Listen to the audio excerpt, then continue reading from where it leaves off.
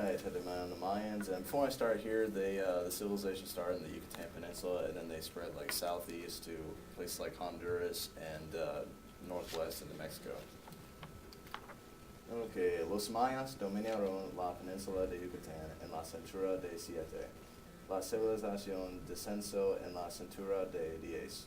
Los mayas estudiaron astronomía y matemáticas. Ellos tuvieron un sistema de letra. Los mayas siguen viviendo hoy en día. Okay, their idea of beauty, what they would do was they would press boards onto their babies' foreheads. It would grow flattened, and they would dangle objects in front of their eyes so that they would become permanently cross-eyed. And I'm not sure what the cultural significance of it was, but that was just their idea of childhood beauty. Okay, their doctors were called shamans, and they would stitch wounds with human hair, and they would fill teeth with iron pyrite. They also used painkillers. Sacrifice, it still happens today, except they replace human blood with chicken blood, and elements of prayer, offerings, blood, burning of copal, incense, dancing, feasting, and ritual drinking continue in traditional ceremonies. They had saunas. They were called sumpal che, or sweat baths.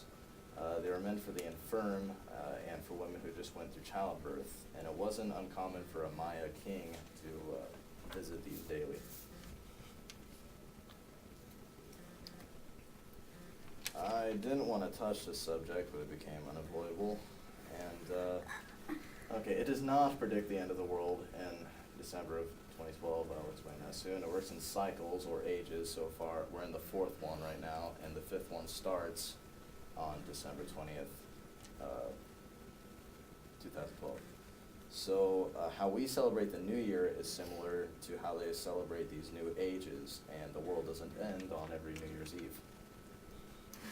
Did I just skip one there? Oh, I did. Okay. They collapsed during the 8th and 9th centuries, and nobody is certain as to why, but there are some theories out there, including overpopulation, invasion, revolt, lost trade routes, natural disaster, epidemic, and climate change. And plus you can tell by how massive their structures were and how much there were throughout the Yucatan Peninsula.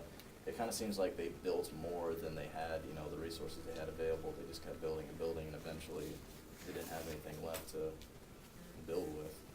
So that about covers it.